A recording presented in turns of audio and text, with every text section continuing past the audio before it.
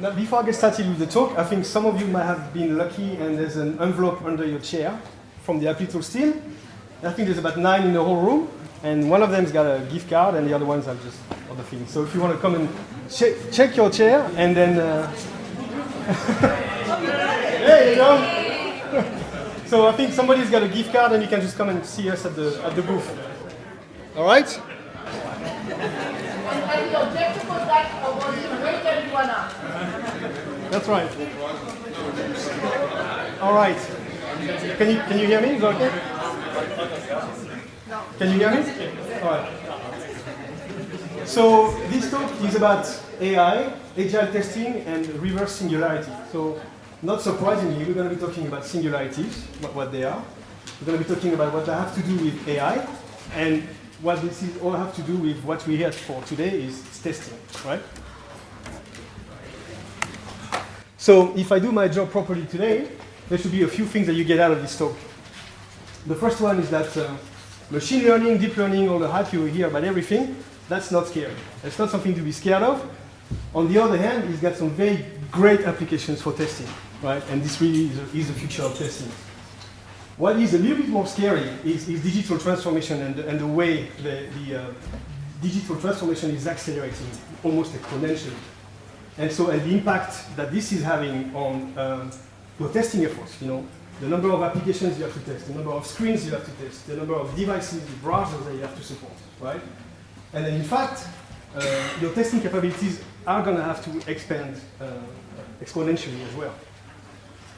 And you know, biology, humans, we don't have an exponential growth. We have a very linear growth, right? So to keep up with that exponential growth of digital transformation, you're going to have to use technology which has an exponential growth, and in this case, AI.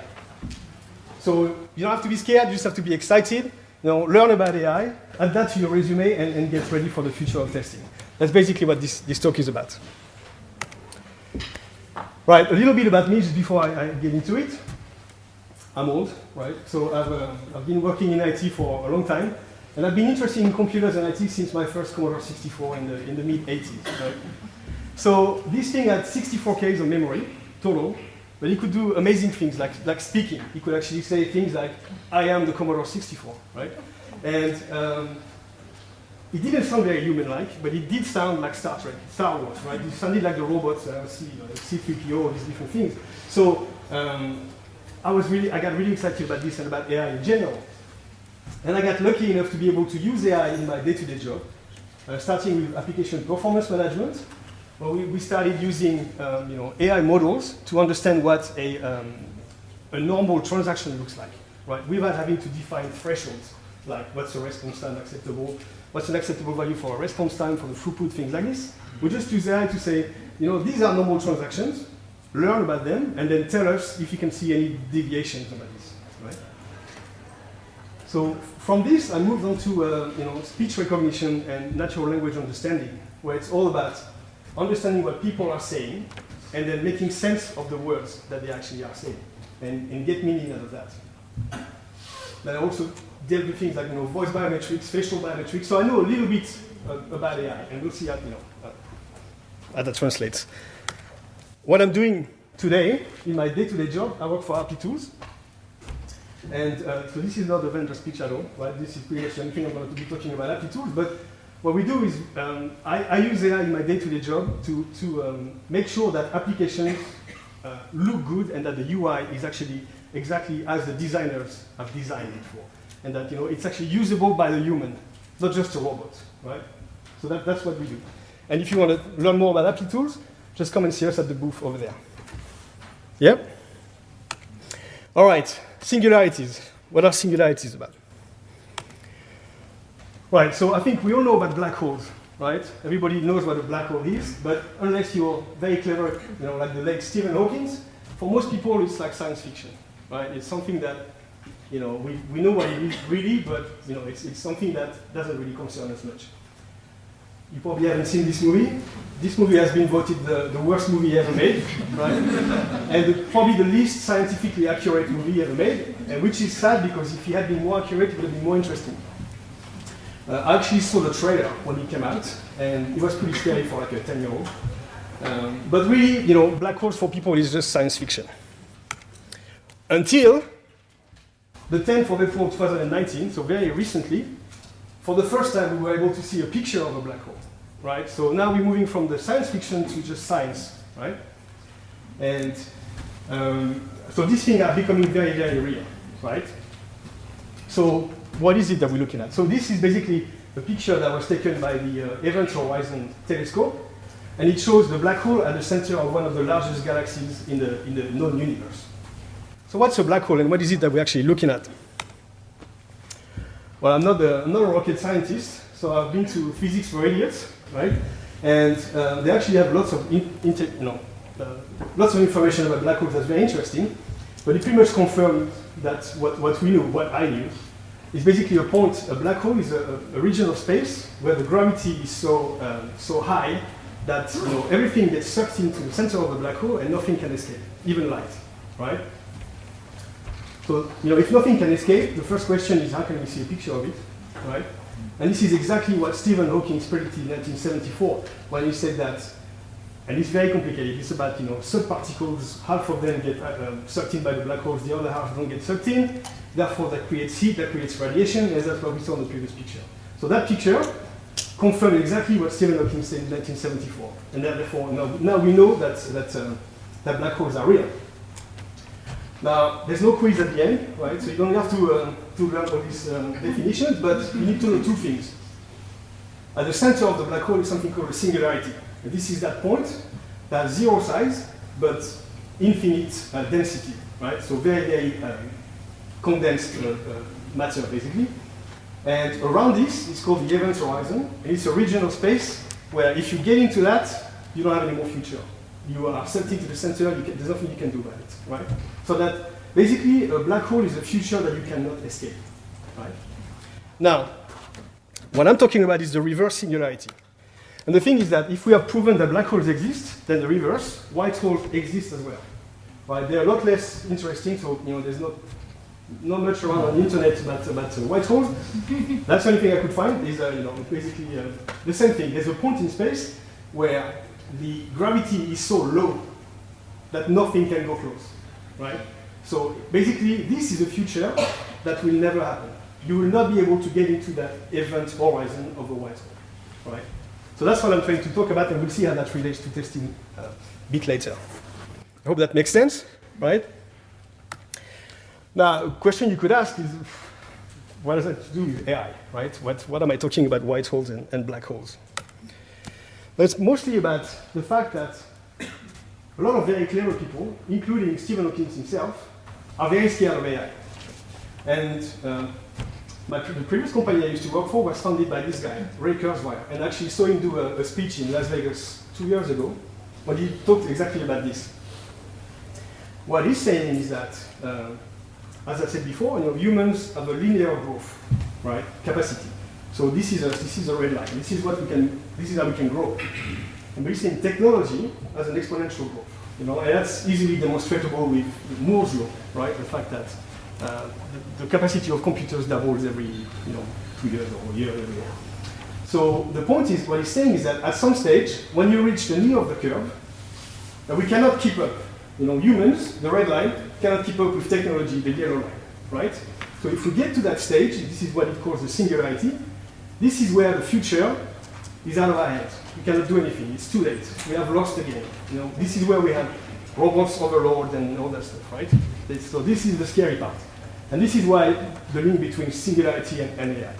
Hope that makes sense? Yeah. Now, what they're saying, so in this book, Automate This, which is a very interesting book, they're actually saying that we've seen that before happen. When technology goes too fast for humans to catch up. This example over there is a book on Amazon in 2011, one book that reached $28 million, right? That's just because bots started trading against each other, and for some reason decided they wanted to buy this book, and this book reached $28 million. Right? So that's, humans didn't have anything to do with decision. Same thing, what they call the flash crash, in 2010, the Dow Jones lost 998 points. That means that some shares who were like, worth $50, all of a sudden were worth 1 cent. And that shares like Apple and all these other shares went up, to hundreds of dollars. And again, nobody has any clue why that happened, right? It just happened because they think some guy in Kansas in the US, sold a bunch of shares, and that triggered, a lot of bots to start trading all these shares. And then it was too late for us to do anything because these things go way too fast for us, right? So when this starts, the only thing you can do is unplug them, if you're lucky, right? So this is why people are scared of AI.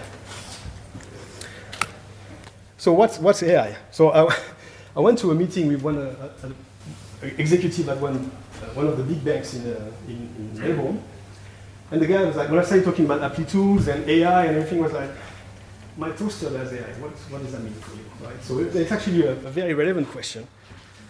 What is AI?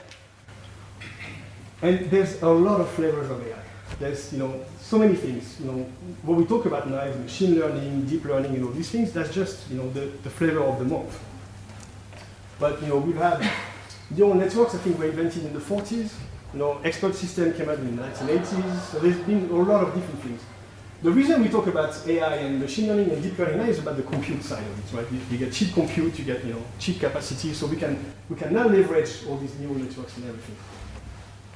So really, when everybody talks about now is this, right? Artificial neural networks and deep learning. So the concept is not very hard.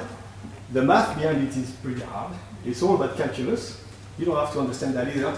By the way, a great resource if you want to get into all this, you go to Coursera. This is what I did. And they have lots of great information about machine learning and deep learning. This guy called Andrew Ng, I think he's the chief engineer at Baidu, and he is from Stanford, and he explains everything very, very, very well. But what it is really is this. It's a network of nodes, right? And you provide some input on the left, right? So just input values, and that can be anything. And then these inputs get calculated, multiplied by coefficients and things, and at the end, you get into the output layer and you get some data. So basically it's mapping input data to output data. And guess what? What do we do in testing? We do that. We map input from a user or from something, and we map that to an output. Is it acceptable or is it not acceptable? So this is very, very applicable to testing. Right? And this is why everybody now is getting onto how can we leverage testing and AI to do testing. Okay? So for example, what we do at Applitools is we use deep learning. And so the only difference between machine learning and deep learning, by the way, is the number of nodes. Right? So if you think about machine learning, what we also use at Applitools is that you look at an image, you extract some features from the image. The number of lines, the number of points, the number of the contrast ratio, things like this, and you feed these values into the network, right? And then you get some output at the end, and you can match that. What deep learning does is you put the whole picture. So instead of having like 15, 20 nodes, as we do in machine learning, you can have 1 million nodes in input, right? So you put the whole picture in there. So this is basically the only difference between machine learning and deep learning. But the point is that's what I was talking about earlier, you don't need to define anything. You don't need to look for anything. You don't need to look for defects. The thing is going to tell you if it's good or if it's bad, without knowing really what it is, but you won't have to look for some defects. So it's going to tell you if it's good or bad. Right? That's the main difference with AI. You don't have to have thresholds. You don't have to have anything. Right? The model learns by itself. Right. But as I was saying before, that's not strong AI. Right? That's not something to be scared of. This is just something that is very, very practical, just a bit of math, really, it's the calculus, and there's nothing to be scared of. This is a great book, the Book of Why, and this guy, Julia Pearl, is actually talking about the fact that if you look into what he calls the ladder of causation, AI, at the minute, machine learning, we're only at the beginning. We can only observe data. We cannot manipulate data, we just look at, this is, it's like when big data comes in, you have data, you can put that into a model and get some output, that's great.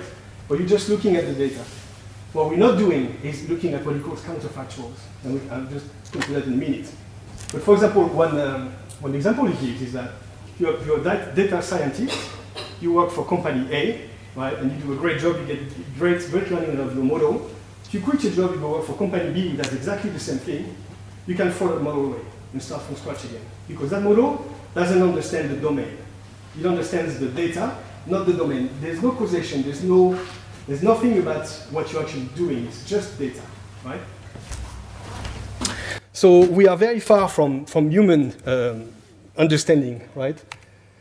And we're so far that we can't even do what we as humans were able to do 40,000 years ago, right? Which is actually come up with a statue like this. So this is the first time, it's the first example of human imagination. Somebody thought, you know, it would be great to have a statue of someone with a head of a lion, right? So this is not data. This is something that nobody had ever seen before, right? It's not, we don't have any data about this. It's something that, you know, you have to imagine. You have to use your imagination to come up with this. And so there's a lot of things in this book that are actually explaining how we got to having the technology that we have now. And it's about, you know, being able to, have people that can focus on this while other people can actually get the food for them to eat. And the reason we could do that is because we were able to have a lot of people working together, right? So some people were dedicated to be scribes and start writing stuff. The other people were farmers to feed everybody. The reason that's important is because to be able to do this, you need to have something that all these people have in common, right? And before that, what people have in common is, you know, the big tree on top of the hill, or, you know, the waterfall that they considered as symbols of like almost deity, right? But after this, we were able to introduce things like money, right? Money is just value, that's just, you know, something that's not really tangible, like, you know, organizations, companies, right? That doesn't exist. It's something that we can think of as humans, but that doesn't have any real occurrence, right? If that makes sense. Now, all right, so that's great. What does it have to do about testing apps, right?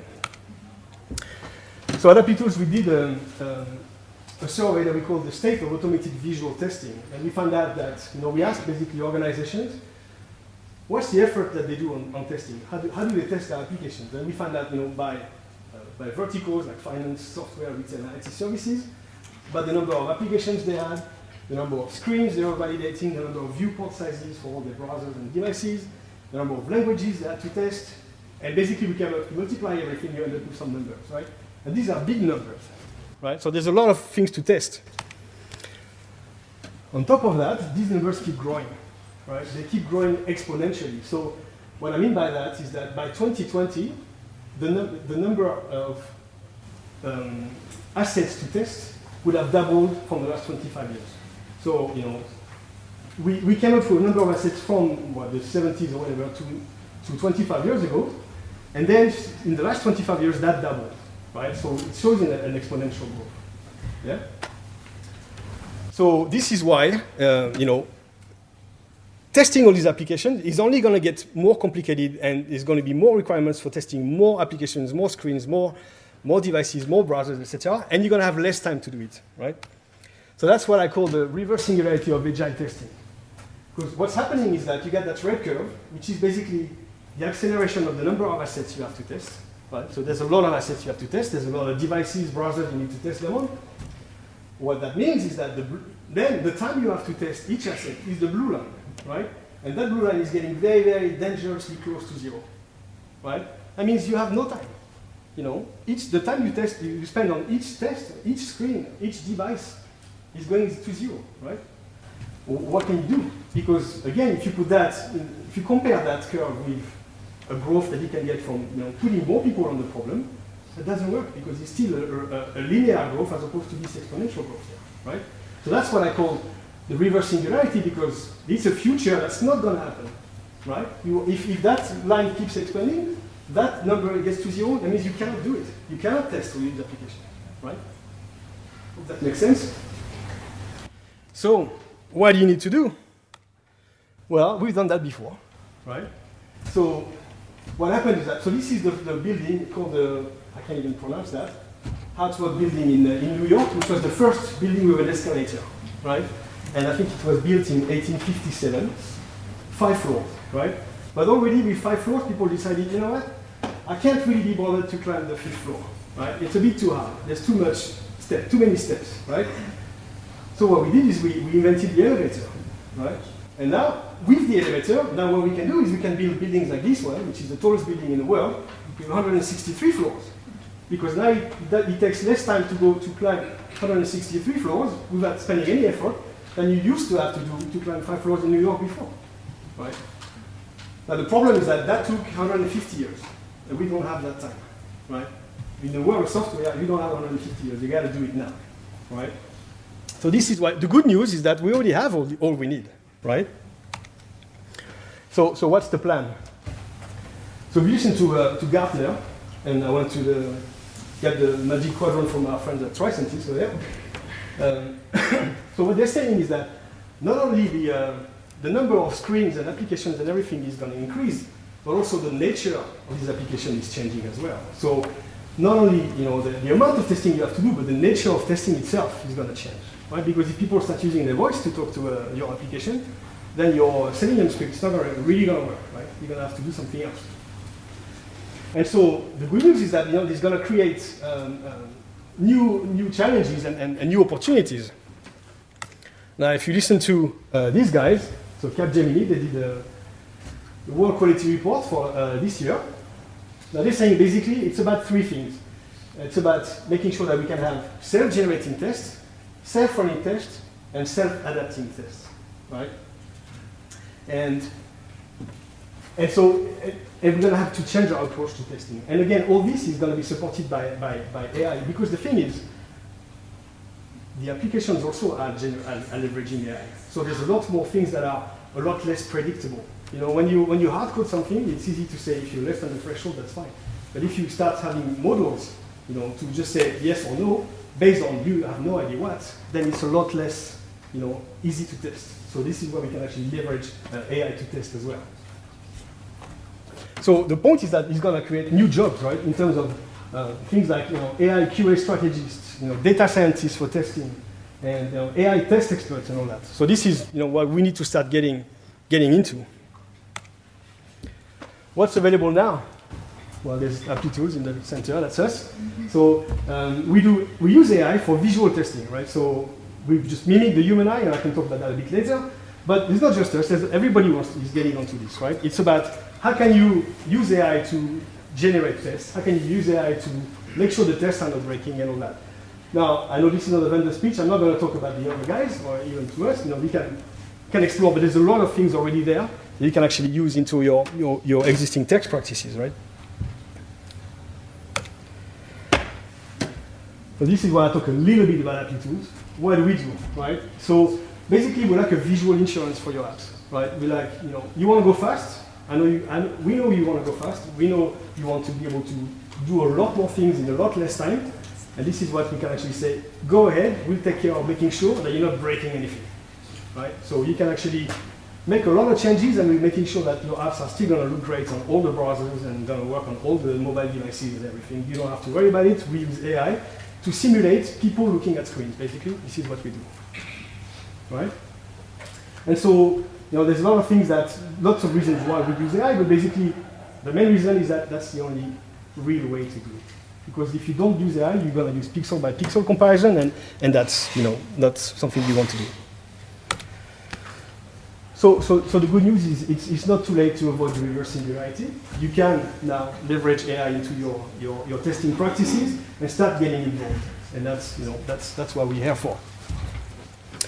And I think that's pretty much all I had to. So I've been asked to ask you a question, and if you answer the question properly, you get this thing. So my question is, what's an event horizon?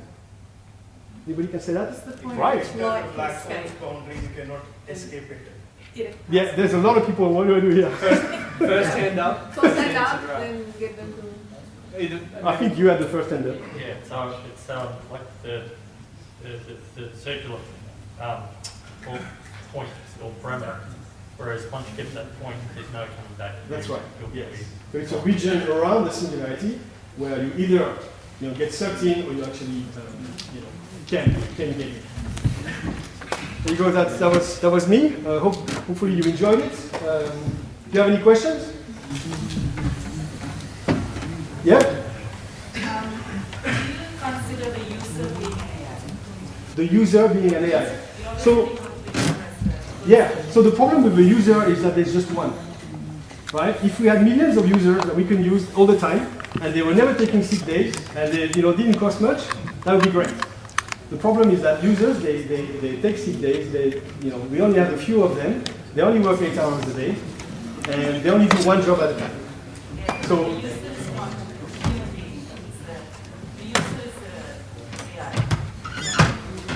right. So I think when we write applications, we don't write applications for other applications, we write applications for end users so they can actually get some value out of it.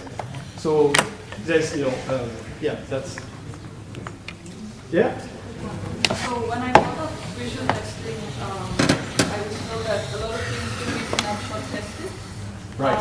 So how do we differentiate between what needs to be snapshot tested versus what needs to be tested at visual regression testing? So snapshot testing, my understanding of snapshot testing is that you're still not visual, right? You're actually still looking at what makes up the DOM, basically, right? And you compare. But how does that translate? How is that DOM going to be rendered on the new iPhone or on the new version of Chrome? It doesn't tell you that, right? So we don't look at the DOM. We do look at the DOM, and we can tell you, there's a difference on the screen. We can actually relate it to what is on the DOM. You can say, you know what, that button looks different because it's a CSS thing that somebody changed somewhere else, so it's impacting that button. We can tell you that, but we don't start looking at the DOM first. We start looking at the picture first, because our point of view is that how is the human, the end user, experiencing that application. Awesome. Thanks, Eddie, and let's big round of applause.